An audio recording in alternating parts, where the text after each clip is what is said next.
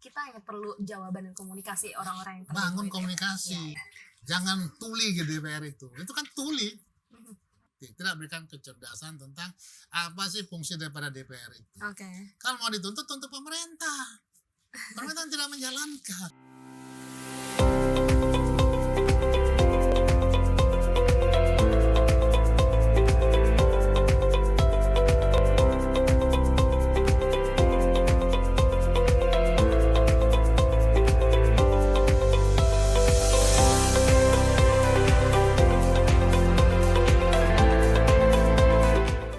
Karena kalau tadi yang bisa saya lihat dari bagaimana pembicaraan kita berdua, Pak, bahwa ini pejabat-pejabat atau elit-elit pemerintahan hanya memikirkan bagaimana mereka biar bisa lebih kaya Ya, dibandingkan sebelumnya. Tapi tugas mereka untuk mengabdi kepada masyarakat itu malah nol gitu. ya rasa saya ada seperti juga itu. yang baik sih. Saya punya teman-teman juga yang baik, ada sih. Tapi Salah satunya Bapak juga baik.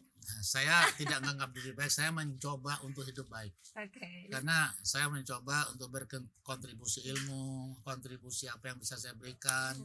Itu yang saya kerjakan selama ini. Jadi hidup bermanfaat. Oke. Itu yang paling penting. Saya ingat hadis Nabi aja. Kayak saya Muslim, saya ingat hadis Nabi bagaimana kita menjadi orang bermanfaat.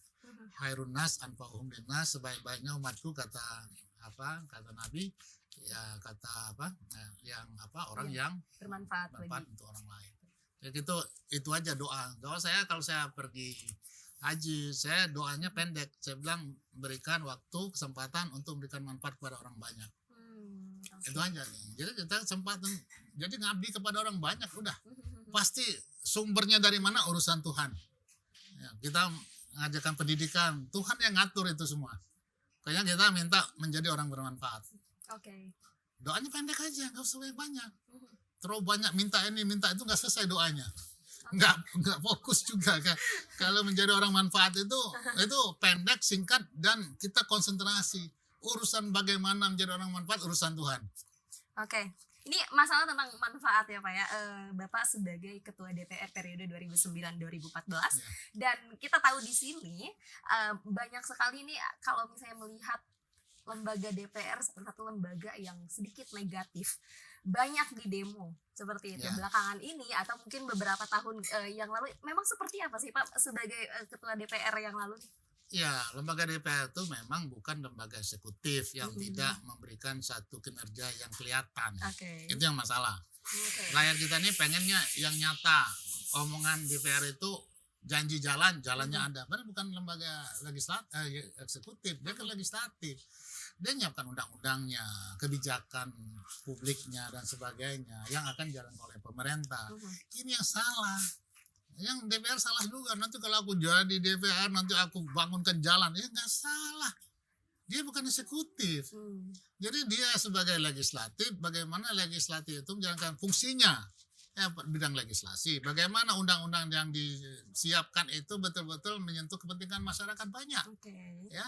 Nah yang kedua, melaksanakan pengawasan. Itu yang penting.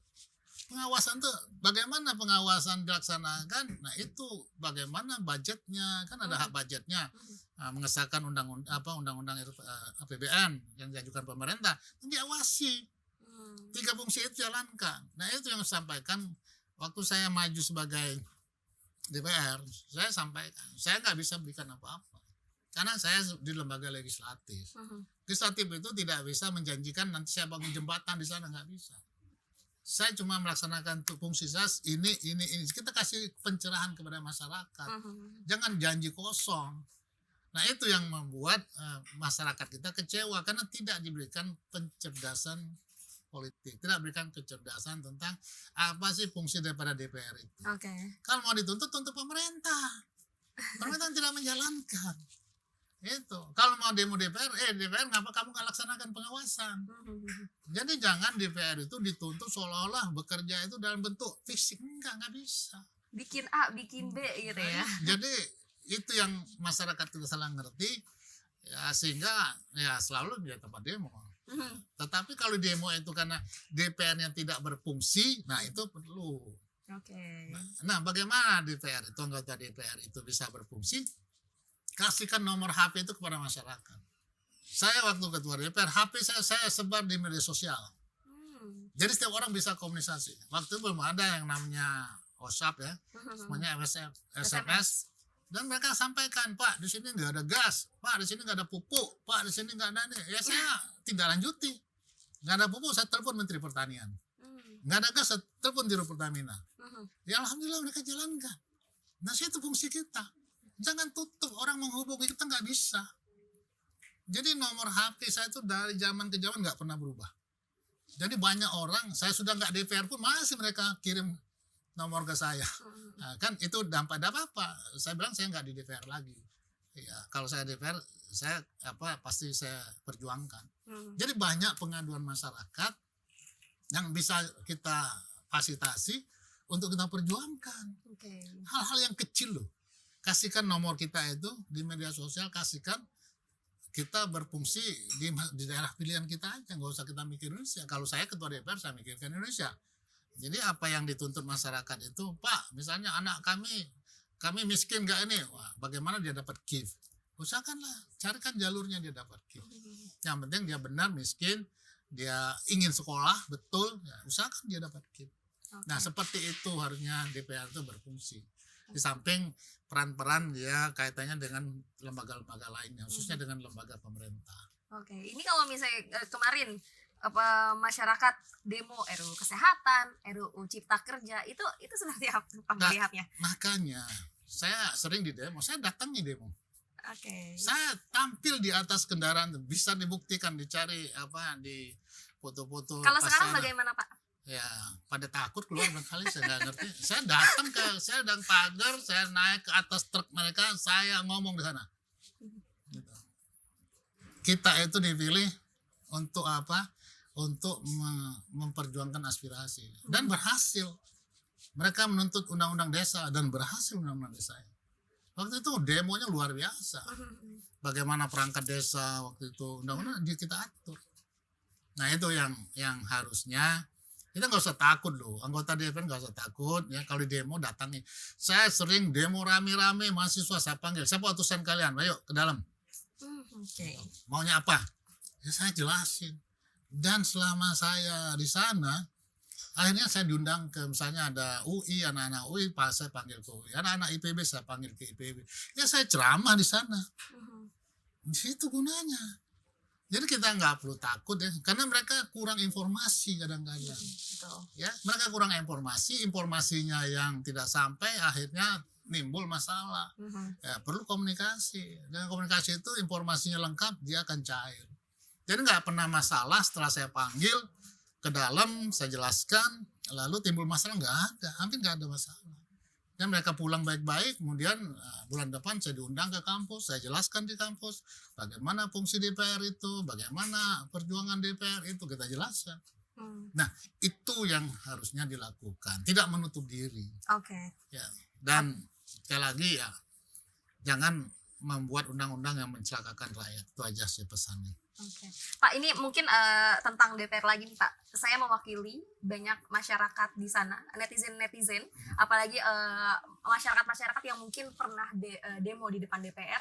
Ini DPR kan jauh banget ya ke dalamnya ya, dari tempat demo itu ya. Dimana para yang di demo ini nggak bakal denger, pasti mau sekeras apapun terus si pengeras suara gitu. Nah itu kadang masyarakat mau mendemo pun kayak seakan-akan ini useless nih rasanya gitu. Harusnya seperti apa sih Pak yang Loh, utusan mereka kita terima. Mungkin ada utusan berapa, kita terima ke dalam. Saya tuh tampil di dalam, karena besar yang demo itu, saya nggak takut loh. Saya hadir ke depan, saya naik ke atas truknya pakai yang mobil speaker itu kan. Saya bicara di sana, kemudian saya minta wakilnya datang ke dalam. Karena bagaimanapun kita hanya perlu jawaban dan komunikasi orang-orang yang bangun komunikasi. Jangan tuli gitu DPR itu kan tuli. Bisa dicek lah ya, pada teman-teman saya yang pernah sama-sama saya selalu hadir, setiap kali demo saya hadir. Nggak ada masalah kok, anak-anak tuh baik semua, mereka nggak mencelakakan kita kok. Gitu. Nah, jadi buka komunikasi, hadapi. Ya, kalau kita rakyat hanya perlu jawaban dari yang penting kita jelaskan. masyarakat itu perlu penjelasan. Mhm. Kalau kita jelaskan, mudah-mudahan mereka paham. Itu kebuntuan komunikasi. Kalau kebuntuan komunikasi akhirnya demo. Mhm. Saya nggak bisa melarang orang berdemo karena hak demokrasi, tetapi orang demo itu pasti ada sesuatu yang menurut mereka kita tuh nggak mau dengar. Mhm. Ya kalau kita dengar, kita respon, mereka akan pergi. Wah, Nggak perlu capek-capek turun ke jalan ya Pak ya? nggak perlu. Perlu Kasihan, panas-panasan ya? kasihan loh anak-anak kita. Kadang-kadang belum lagi ya di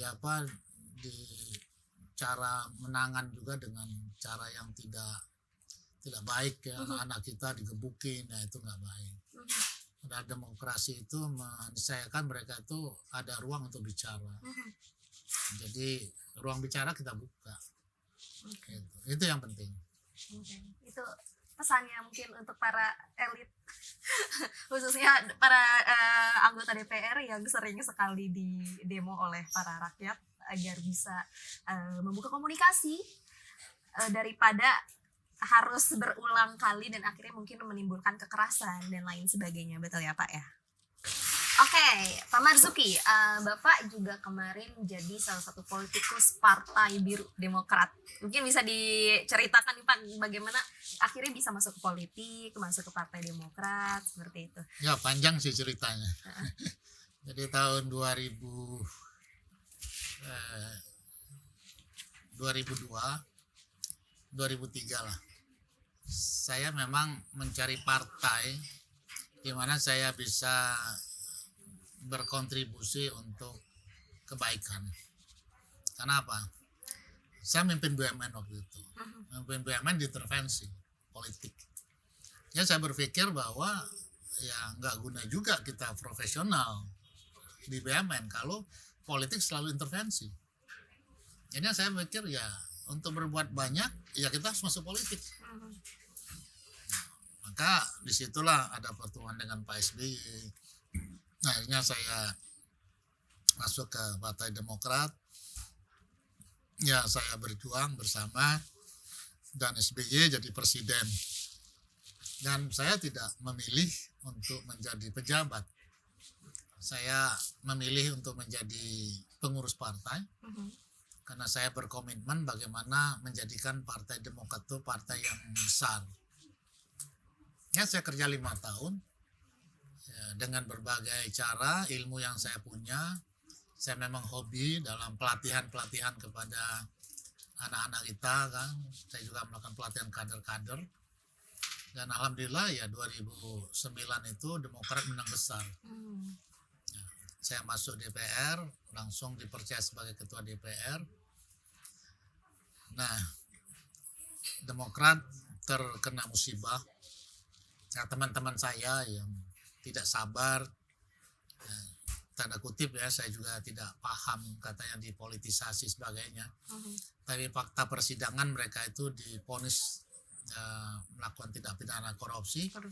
Ya akhirnya partai ini hilang kepercayaan publik. Nah, semenjak kasus itu ya Pak ya? Ya, dan saya ya akhirnya berpikir udahlah mungkin satu kali saja saya untuk berkiprah di DPR. Setelah saya pikir panjang, saya kembali ke Habitat ya, untuk membangun dunia pendidikan.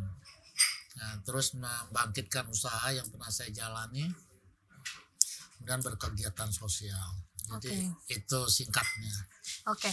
Alasan Bapak mungkin sekarang sudah tidak menjadi bagian dari Partai Demokrat apakah karena kasus tadi Pak?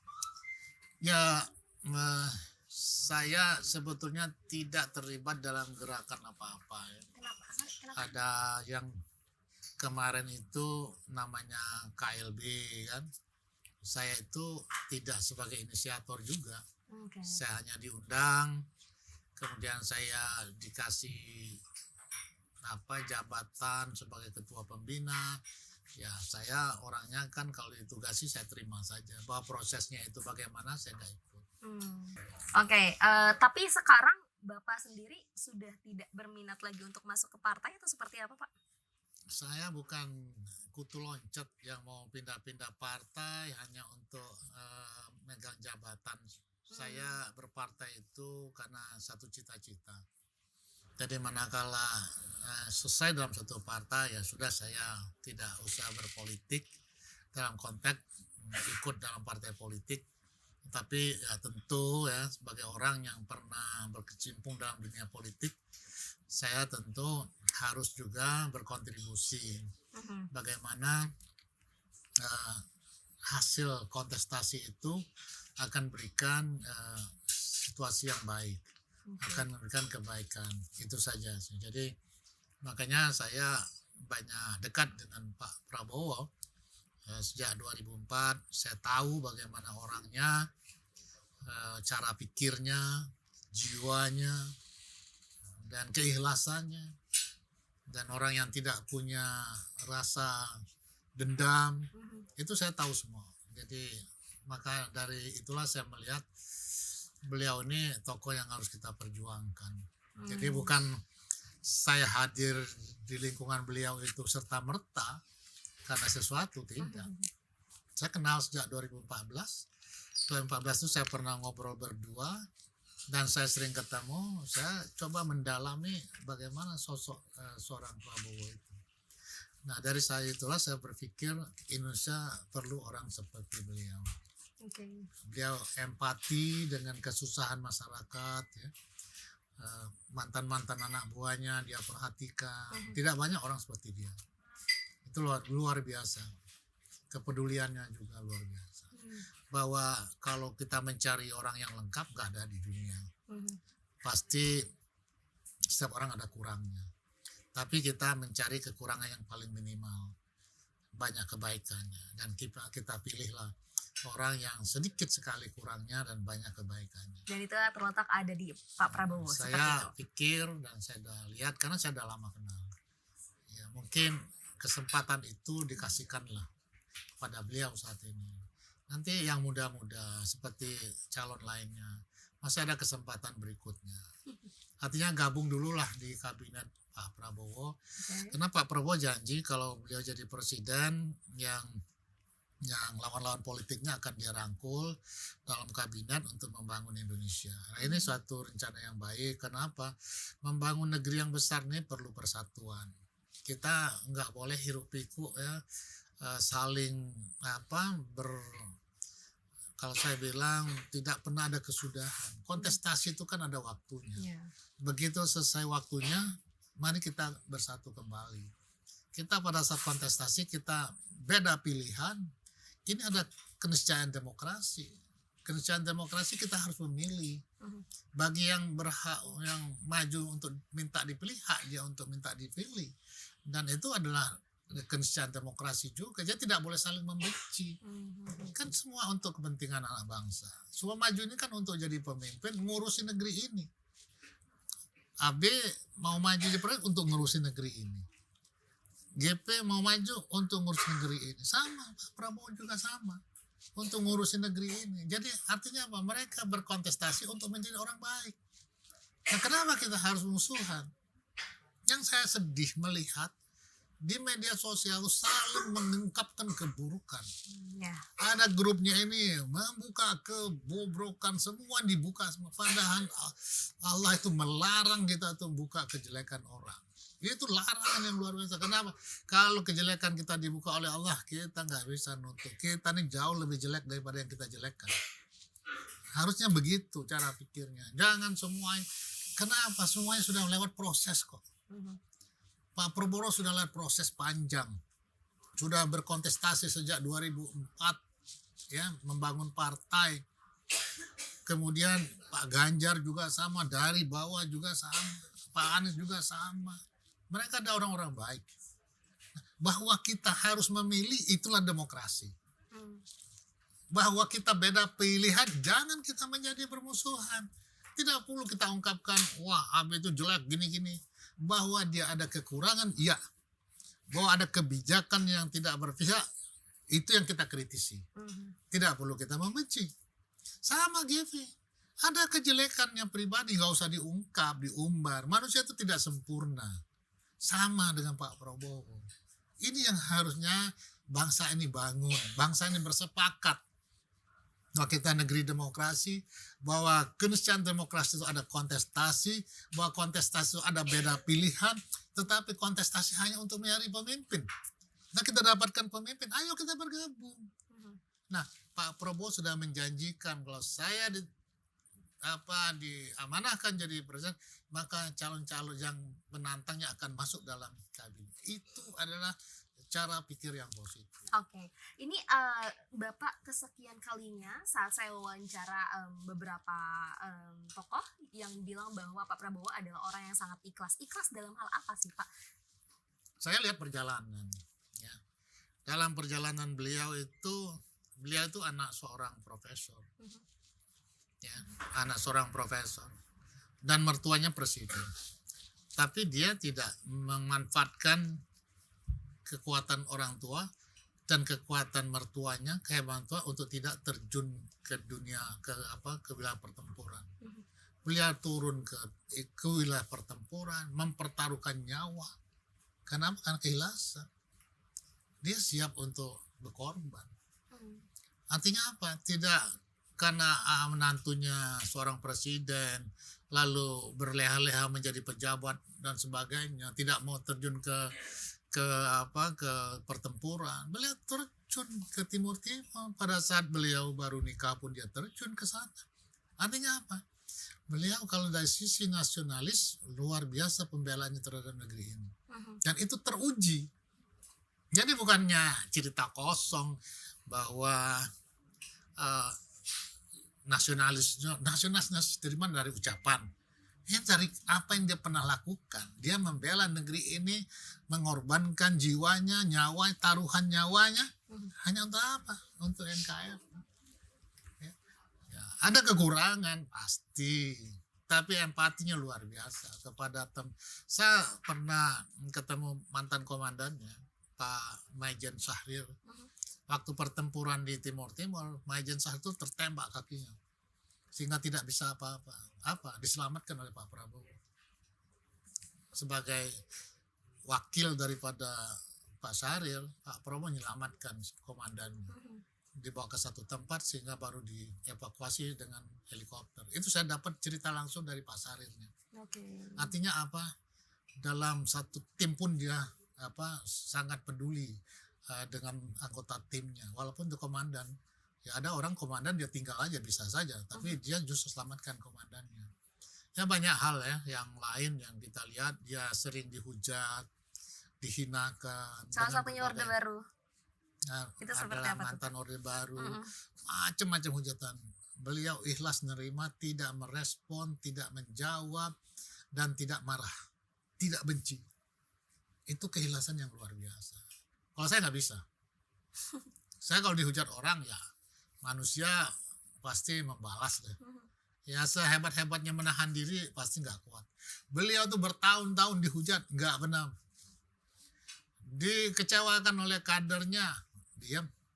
Dikhianati oleh orang-orang yang pernah dia bantu, diam. Siapa yang pernah bantu? Gubernur Jawa Barat pernah dia usung. Pak Jokowi pernah dia usung, pernah dia bantu jadi kepala daerah. Ahok pernah dia dukung, termasuk Anies dia perjuangan jadi gubernur. Setelah itu mereka lalu berlawanan dengan Pak Prabowo, Pak Prabowo tidak marah, ikhlas saja. Dibilang capres abadi seperti apa? Ya, banyak orang yang maju berkali-kali, adalah hal biasa. Kontestasi itu ya harus diuji. Bahwa dia berjuang, kalah, nggak masalah. Yang penting bangkit lagi. Yang penting komitmennya, kenapa dia maju lagi? Ya untuk negara. Itu yang luar biasa dilihat dari Pak Prabowo. Jadi ya? tidak perlu kita menganggap capres-capres itu hal yang negatif, biasa saja. Orang kalah dalam kontestasi itu, misalnya kita mau juara karate, kadang kita kalah berkali-kali, tapi kita maju lagi sampai kita menjadi juara karate. Itu kira-kira. Jangan karena kalah sekali mundur, ya bukan petarung namanya. Kita sering kan berkompetisi dari sekolah, kita dapat nomor 2, ya kita tarung lagi sehingga kita dapat nomor 1. Jadi kenapa kita harus mempermasalahkan orang kalah kok nggak boleh maju? Kan lucu. Kan orang kalah biasa saja. Dalam kontestasi ada menang ada kalah. Bahwa dia belum nasib, ya nggak apa-apa. Berarti dia belum diamanahkan sama Tuhan. bahwa suatu waktu dia punya kesempatan itu dikasih amal semua, ya saatnya yang bersangkutan untuk menjalankan tanggung jawabnya. Jadi saya pikir ya terlalu berlebihan kalau kita ya, mencemoohkan soal capres abadi dan sebagainya. Apalagi kalau saya keikhlasan beliau ya, membina besar, meninggalkan dia, beliau nggak pernah marah. Ini luar biasa. Oke. Pak Marzuki kemarin kan sempat menyambangi Pak Prabowo seperti itu dan bilangnya saya nggak masuk Gerindra tapi saya dukung Prabowo. Ya, saya setiap ada pertemuan saya sering diajak. Gitu. Beliau tahu saya. Jangan-jangan jadi tim sesnya nih Pak atau mungkin jadi Ya, bagiannya. saya tentu ya berusaha membantu beliau untuk jadi presiden. Oke. Saya terbuka sampaikan karena hidup kan pilihan. Demokrasi kan harus bersikap. Ya, saya teman baiknya Ganjar. Saya tim sesnya Anies waktu beliau maju gubernur. Oke. Tetapi tatkala mereka bertiga satu kan teman semua. Masa saya tidak memilih? Negara rugi loh kalau kita nggak memilih. Golput. Nah, nggak boleh kita golput. Kita pilih di antara tingkahnya baik kok. Kenapa kita jadi masalah kalau kita memilih salah satu? Kan enggak. Kita nggak boleh jelekin. Jelek-jelekin Pak Ganjar nggak boleh. Jelek-jelekin Anies nggak boleh. Tapi kalau ada kebijakan yang salah kita kritisi boleh. Oke. Supaya dia ingat, itu kesalahan jangan dibuat lagi. Kalau saya memimpin suatu waktu jangan buat lagi kesalahan yang sama. Kalau yang jelek-jelek kesalahan itu kita biarkan, dianggap bagus saya ya salah juga kita. Jadi ada kalau kebijakan yang salah kita kritisi supaya apa? Dia ingat, oh ini dulu dikritisi. Supaya saya hati-hati gitu. Jangan menganggap orang mengkritik itu seolah-olah ya musuhi, enggak. Ini yang juga harus dibangun cara pikir yang sehat. Ya supaya tim ses juga tahulah ya. Kita kritik itu bukan berarti kita tidak setuju. Kita mengingatkan. Supaya lain kali kalau menjabat jangan lagi buat kesalahan. Ya semua tim ses itu menyadari. Marilah kita berhenti saling menghujat. Saling menyebarkan hoax ya. Saya ada grup di grup Anies, ada grup Ganjar. Saya sedih loh. Itu saling menyebarkan hoax. Saya sering nasihati di grup ini. Apa nggak ada cara lain kita berkontestasi? Saya bilang. Kita ini masih bersaudara di sini. Kenapa kita harus saling menghujat? Tapi nggak ada yang denger loh di grup itu. Terus saja itu. Sepertinya nggak mempan yang kita omongkan itu. Saya bilang lebih baik kita bicara pemenangan. Tidak menjelek-jelekan. Apa kontribusi Anda untuk pemenangan? Apa Saling saran adu Anda untuk gagasan seperti pemenangnya? apa ya? Ada gagasan yang disampaikan. Sampaikan ke apa yang Anda dukung itu, Anda harus lakukan gini-gini loh supaya menang. Jangan menjelek-jelekan. Itu nggak baik loh. Kita demokrasi ini sudah pilihan. Artinya kita harus bangun demokrasi yang substansial. Jangan demokrasi hoax gitu. Demokrasi tipu menipu, jangan. Jadi semua kita ini berperan untuk membangun demokrasi kita lebih bermartabat. Karena kalau kita melihat mungkin di media sosial atau internet, 3 capres saat ini Prabowo Subianto terkenal dengan masalah Orde Baru. Kalau Ganjar Pranowo katanya dibilang boneka politik, dan yang ketiga Anies Baswedan hanya retorika. Ya, seperti apa Pak? Begini, tiap orang itu tidak bisa melepaskan situasi pada zamannya. Pak Prabowo itu hidup pada zaman di mana dia ada di Orde Baru. Dia adalah bagian daripada Orde Baru. Saya juga bagian Orde Baru. Pak partai-partai yang besar sekarang seperti Golkar banyak yang orang Orde Baru. Pak JK juga Orde Baru, Pak SBY juga dari Orde Baru, semuanya Orde Baru kok. Tapi perubahan sistem politik, perubahan situasi, tidak harus kita terus menyalahkan soal Orde Baru yang salah. Enggak, karena kita hidup pada situasi begitu. Semua kita Golkar waktu itu dipaksa Golkar. Saya sebagai karyawan BUMN pada saat itu harus milih Golkar. Ya kita ikut, apakah kita juga orangnya Orde Baru, dia enggak. Karena kita harus memilih, kan kita harus dipaksa untuk memilih pada saat itu. Kan semua BUMN ada tim sesnya ya untuk memastikan kita nggak boleh beda pilihan. Apa kita juga sebagai orang Orde Baru? Kan enggak juga. Jadi kalau kita bicara bahwa orang Orde Baru dan juga pola pikir seperti Pak Ganjar sebagai petugas partai, memang petugas partai untuk memimpin negara. Kenapa jadi salah? Ya kan? Dia petugas partai, iya. Untuk apa? Memimpin negara. Enggak salah kok. Anies orang punya retorika, betul. Boleh aja punya retorika. Ya tetapi bagaimana dia menyelesaikan tugasnya kan bisa dilihat juga. Ya orang punya retorika bagus, ya. Orang petugas partai untuk jadi pemimpin juga bagus. Orang yang sudah pengalaman sejak Orde Baru juga bagus. Jadi kenapa kita bermasalah? Apa itu jadi cacat untuk dia nggak bisa jadi pemimpin? Nggak boleh kan? Oke. Nyatanya mereka dicalonkan ya oleh partai-partai politik, itu keniscayaan konstitusi kita. Kalau dicalonkan mereka adalah yang terbaik. Kalau saya dicalonkan, saya juga orang yang terbaik. Tapi kan nggak dicalonkan, nanti saya bukan yang terbaik, iya kan? Kalau saya Bapak berarti harus cari partainya dulu buat dicalonkan. Nah, karena apa? Mungkin saya tidak seperti mereka. Saya bisa mengkemas diri, bagaimana membangun citra. Mungkin saya nggak bisa. Saya ngomong seperti ini apa adanya kan. Baik-baik, ya tidak-tidak. Itulah karakter yang saya bawa. Saya nggak bisa menutupi satu kesalahan dengan soal menutupi kesalahan itu hal yang baik. Saya tidak boleh juga menafikan hal yang baik. Kalau baik kita katakan baik, kalau salah kita akan salah. Itulah konsistensi kita sebagai orang yang beragama. Jadi itu yang saya ingin ajak teman-teman ya, mari kita jalankan politik ini dengan sehat. Kita pegang agama kita, jangan kita mengumbar ya, kejelekan orang, itu dilarang oleh agama. Karena kalau Allah buka aib kita itu lebih dahsyat lagi. Gitu. Janganlah kita buka-buka aib orang. Saya kira itu pesan saya dalam rangka kontestasi 2024 yang akan datang. Oke. Tapi ini rasa-rasanya juga untuk Pilpres ini Indonesia lebih damai ya Pak ya dibanding 2019 kemarin ya Pak? Ya, kita harapkan begitu. Kita harapkan. Memang sih ada kelompok-kelompok kecil yang menginginkan kegaduhan-kegaduhan. Tapi mudah-mudahan dan kedewasaan daripada calon-calon kita ini, mudahan itu tidak akan mempengaruhi kontestasi ini. Mudah-mudahan. Okay. Ada namanya negara besar, manusianya banyak, ada yang dipengaruhi oleh orang luar dan sebagainya, kepentingan asing pasti ada. Jadi yang penting kita bersama-sama membangun kebersamaan, membangun kesatuan supaya yang seperti ini tidak mampu untuk memecah belah kita.